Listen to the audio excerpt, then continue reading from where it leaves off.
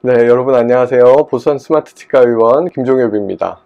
오늘은 최근이죠. 지난 7월 28일 YTN 뉴스에 보도된 내용에 대해 말씀드리려고 합니다. 정확한 원인도 모르는데 점점 늘고 있는 어금니 앞니 이상, MIM이라고 부르네요. 몰라 인사이저 말포메이션이라는 소아치과 증상에 대한 내용입니다.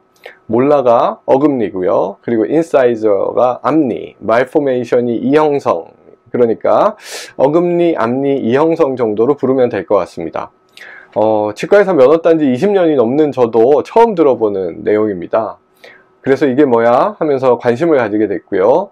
제가 아래 더 보기에 원래 보도된, YTN에 보도된 링크를 적어 드리겠습니다. 전체 내용이 궁금하신 분들 아래 링크 따라가서 한번들 보시면 되겠고요.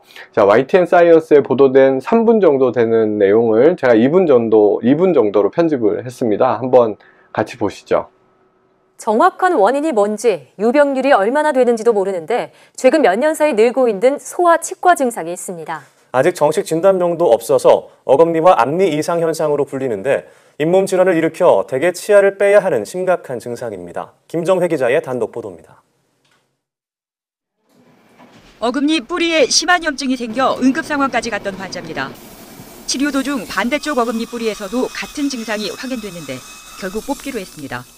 이 환자는 MIM이라는 신종 증상에 의한 염증이 문제였습니다. MIM은 소아청소년의 어금니와 앞니가 연구치로 나올 때 이상이 있어서 잇몸 질환을 일으키는 증상입니다.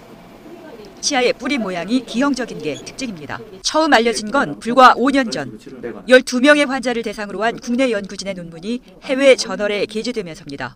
이런 환자들이 오는데 그동안 저희가 알려졌던 그런 질환이 아니고 뭔가 새로운 그런 질환인 것 같아서 다른 외국에서도 비슷한 케이스들에 대한 그런 증례라든지 또 원인이 뭘까라는 그런 부분에 대한 연구들이 많이 진행이 돼서 새로운 질환이라 아직 정확한 원인도 모릅니다.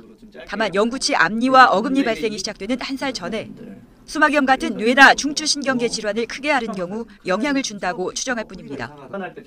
그러나 중요한 건 해당 증상으로 병원을 찾는 아이들이 는다는 겁니다.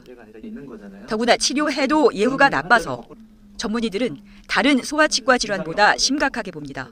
검진으로 문제가 있는지 찾고 그에 맞는 치료를 하는 게 지금으로선 최선입니다. 특히 돌 전에 심한 병을 앓았거나 인큐베이터에 있었던 아이들은 치과 검진 때 엑스레이 사진을 찍어서 뿌리 상태를 확인하는 게 필요합니다. 신경치료도 시행되지만 일단 염증이 생기면 계속 악화하는 편이라 미리 발치하고 교정치료로 마무리하는 방법이 많이 쓰입니다. YTN 김정혜입니다. 네, 어떠세요? 자, 국내 연구진, 그러니까 연세대학교 소아치과에서 나온 논문이고 이와 관련해서는 세계적으로 처음 보고가 된 거네요. 저도 궁금해서 논문 찾아서 읽어봤습니다. 저널 오브 오랄 앤 막시로페이셜 패솔로지, 그러니까 구강암면 병리지에 2014년 7월에 실린 논문입니다. 자, 저널 오브 오랄 앤 막시로페이셜 패솔로지, 구강암면 병리지, 역사와 전통을 자랑하는 좋은 학술지입니다. 그리고 좋은 논문인지 평가를 할 때 다른 논문에서 얼마나 이 논문이 인용이 되는지도 중요합니다. 이 논문 같은 경우에는 다른 논문에 인용도 많이 되고 있네요. 세계 최초로 이런 경우를 또 알리고 하니까 외국에서도 관심 많이 가지고 있는 것 같습니다. 자, 다시 내용으로 돌아가면 MIM, 이거 비교적 최근에 발견되고 이름 붙여진 질환이기 때문에 저도 학교에서 배운 적이 없습니다. 아마 대부분의 치과 의사들이 비슷한 상황이라고 생각이 됩니다.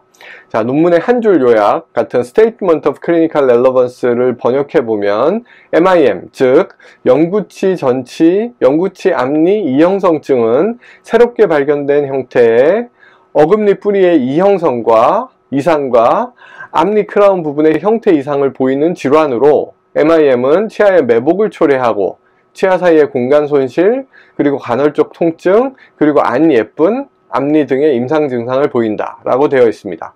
자, 논문을 좀 더 자세히 읽어보면 영구치 어금니뿐만 아니라 유구치, 전니 어금니 중에서도, 전니 중에 제일 마지막에 나오는 치아가 제2유구치인데요. 이 제2유구치에서도 발견이 된다고 합니다. 자, 이전에 저희가 알고 있던 치아 형태 혹은 구성이 특이한 문제를 일으키는 다른 질환들과 원인들에서는 확연한 차이가 난다고 하고요. 자, 이 논문에서는 다양한 12개의 증례가 제시되어 있습니다.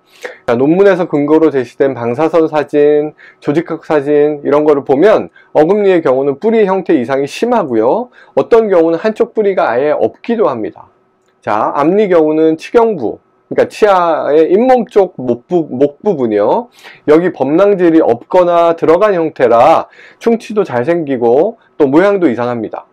자, 영구치, 어금니와 앞니에 발생하는 1, 2세경의 건강 이상으로 인한 것으로 짐작이 된다고 합니다.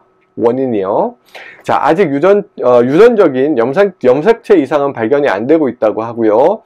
원인도 잘 모르는데 어금니를 빼야 하는 상황이라면 아주 심각한 것이며 틀림없습니다.